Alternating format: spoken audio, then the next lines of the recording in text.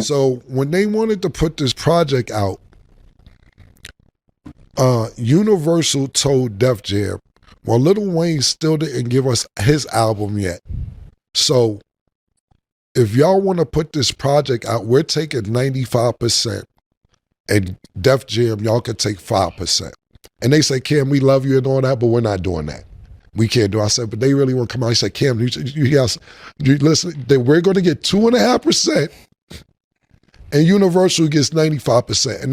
But Steve Garley and Def Jam at the particular time didn't okay it. But I get the blame. Yo, Cam is hating. Cam don't want Juelz project to come out. Y'all up, da-da-da-da. And I'm like, all right, fine, whatever.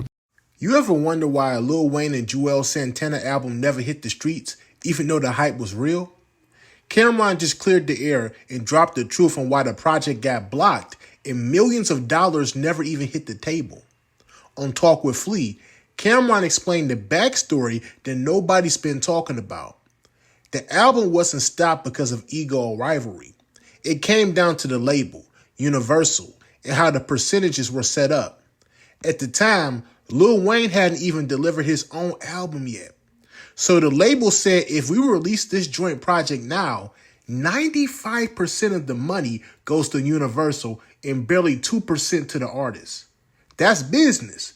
That's why Cameron had to make the tough call, because it didn't make financial sense for anybody involved. Now I'm about to play this clip for y'all. But before I do, I just need y'all to like, leave y'all thoughts down below in the comment section, and subscribe. Let's get into it. The most ridiculous rumor, I don't know, man. It's a lot of them. Let me think. I'm trying to think of the most ridiculous. Okay, I'll give you one. The most ridiculous rumor, and I don't know if it's the most ridiculous, I'm just thinking of a ridiculous rumor. So, you know, niggas like, yo, Juelz and Lil Wayne was supposed to do an album one time. And niggas like, Kim don't want the Lil Wayne and Juelz project to come out. Yo, I don't know why he's stopping it, this, that, and third. And look, I ain't gonna front, this kind of like when we all wasn't on the same page. So what happened is when niggas was doing the album, and I'm one of them niggas, me and you used to come to me with mad shit niggas talk about me, and I used to ignore it. Then I got to the point like, you cool enough for me to explain shit to you, because I don't like explaining myself to niggas. Believe what you want to believe. I don't give a fuck. And so when I started, me and you got really cool, and I was clearing shit up with you, and then had called niggas, they like Tito, for instance, you be like, oh, get the fuck out of here this whole time, etc. Well, it was a time Juelz was supposed to put out a project with Lil Wayne, and it didn't happen. And they was like, Cam don't want the project to come out. Cam don't want the project to come out. And that's not what happened. What happened was Lil Wayne, and mind you, Lil Wayne wasn't the superstar. He was a star, but remember, Lil Wayne emerged into a superstar after the Carter 1 and Carter 2 and 3 and A Million, all that shit. So he didn't put out his first album yet, talking about Lil Wayne. So Juelz and Lil Wayne had a project. They did. Def Jam is under Universal, which Lil Wayne was signed to. So when they wanted to put this project out, Universal told Def Jam, well, Lil Wayne still didn't give us his album yet. So if y'all want to put this project out, we're taking 95%. And Def Jam, y'all can take 5%. And so Steve Garley, shout out to Steve Garley, he's now the lawyer, the head lawyer for Universal. At the time, he was the lawyer for Def Jam. And we still good to this day. Now go find Steve Garley and ask him that. Niggas don't know who Steve Garley is. Niggas just want to blame Ken. We had a joint venture deal with Def Jam. So if that project came out, that means that Def Jam would get 2%, 2.5% of the album, and me and Juelz would get 2.5% of the album. And they say, Cam, we love you and all that, but we're not doing that. We can't do it. I said, but they really want to come out. He said, Cam, you listen, we're going to get 2.5%. And Universal gets 95%. And they was more on that tip because Lil Wayne didn't even hand in his project yet.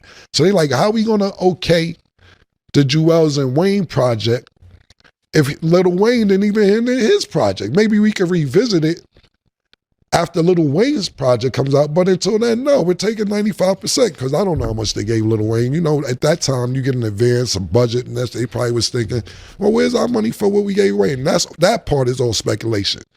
But Steve Garley and Def Jam at the particular time didn't okay it. But I get the blame. Yo, Kim is hating. Kim don't want Juelz project to come out. Y'all fucked up, da-da-da-da. And I'm like, all right, fine, whatever. Niggas don't really understand the back story on what's going on. And niggas probably still say that to this day. Pardon me? I did. I thought you was foul for that. Yeah, okay. I was foul because you thought I was foul. It's fine, son. It's I thought you was foul for not letting the album come out. I'm like, yo, what's up, man? Like, what the fuck? Like, I did. Yeah, well, I'm glad I could clear that up for you. Speculation. So, at the end of the day, that's what happened. And a lot of people still think that, yo, Cam ain't do that. Listen, I'm not, why would I want to stop making money? My whole thing was to make Juelz a star, make Juelz rich. However it played out towards the end, it played out towards the end. But, you know, Juelz said it, Cam gonna make me a star, he gonna make me $1 million. We both did what we said we was gonna do. So, that was why would I want to stop that? I would not want to stop that, but it didn't make financial sense. And sometimes, and I'm not talking about myself or Juelz or anybody, I'm just talking about in general. Sometimes people don't want to make sense. That's your favorite line, Sid, actually.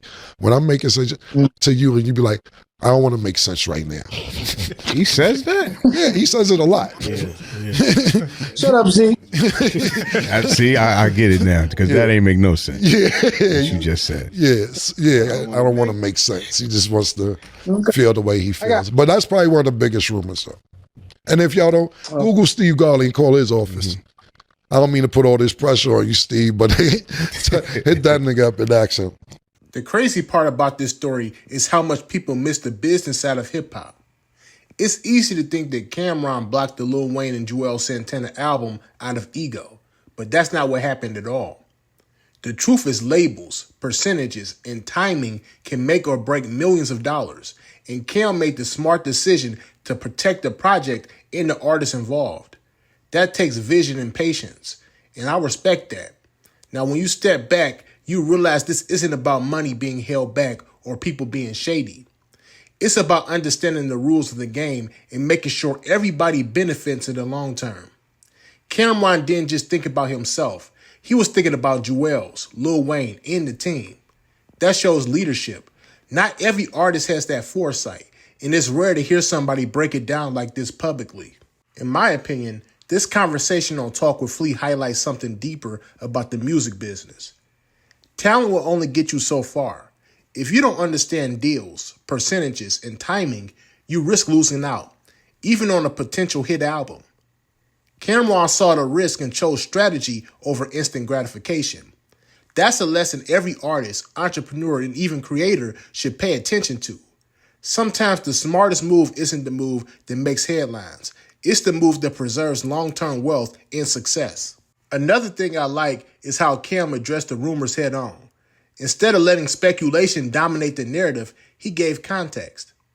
People always talk about how albums get blocked, how deals fall apart, and how money gets lost. This conversation clears a lot of that up while showing that the game is bigger than just music. It's about business, planning, and protecting your brand. That's why even when an album doesn't drop, the strategy behind the scenes can still lead to long-term wins.